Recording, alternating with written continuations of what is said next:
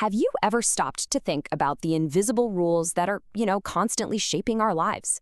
These hidden blueprints that basically dictate how we connect with each other, how we build societies, and even how we think? Well, today, we're going to pull back that curtain and really explore the secret architectures of human experience.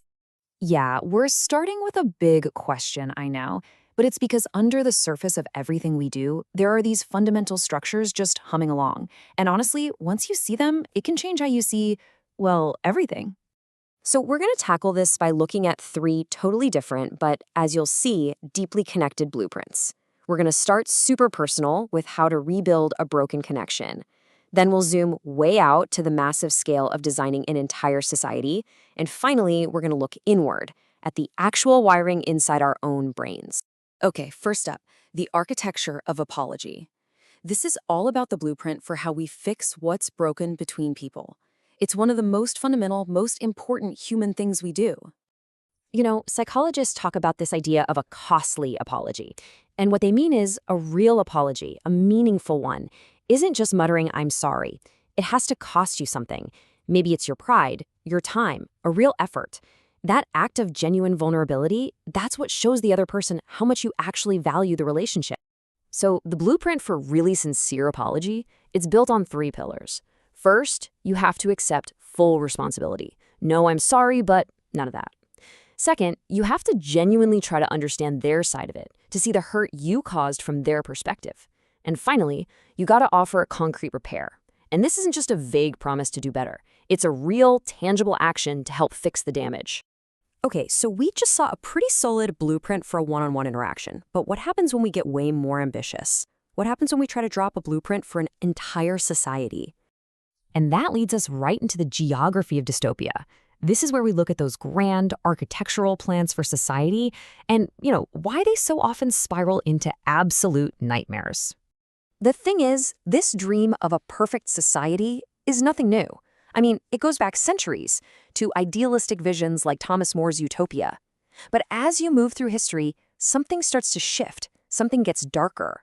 Those rigid, super-rational plans from the 19th century, they paved the way for the terrifying warnings of the 20th, when writers like Orwell and Huxley showed us the horrifying flip side of perfection. And right here, this is the fatal flaw, isn't it? It's the whole problem with these grand designs. The noble idea of perfect order somehow twists into totalitarian control. The beautiful dream of social harmony ends up meaning the total suppression of individuality. And so-called rational planning, it fails spectacularly because it completely ignores the messy, chaotic, real needs of actual human beings. This quote just nails it. It really gets to the heart of why these grand blueprints crash and burn.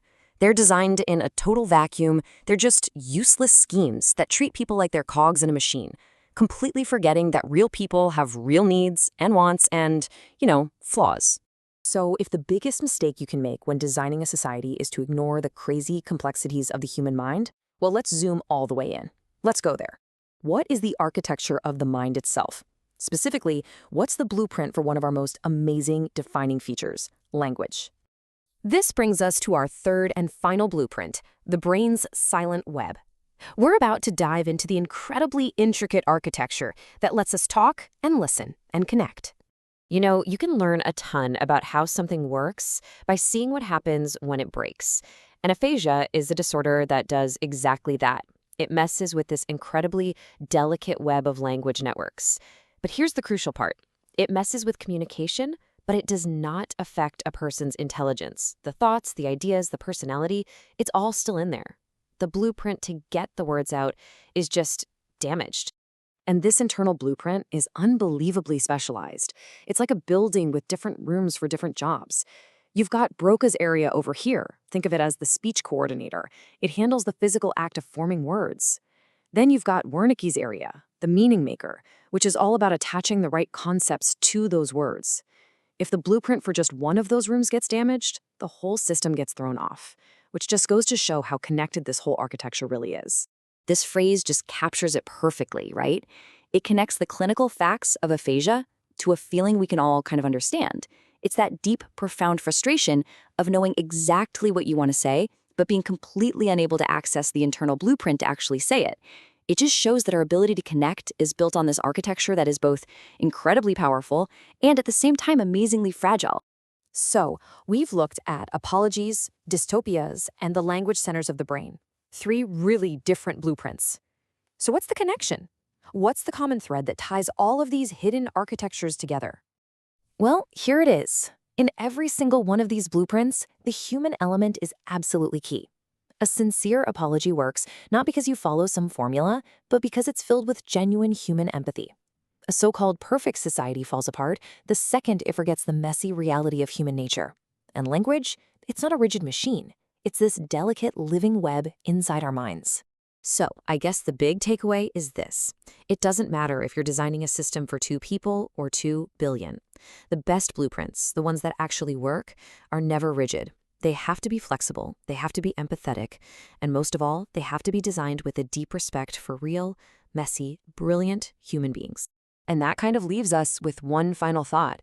In your own life, in your relationships, your community, your work, you're an architect too. So the question is, what are you building? And is your blueprint designed for the actual humans it's meant to serve?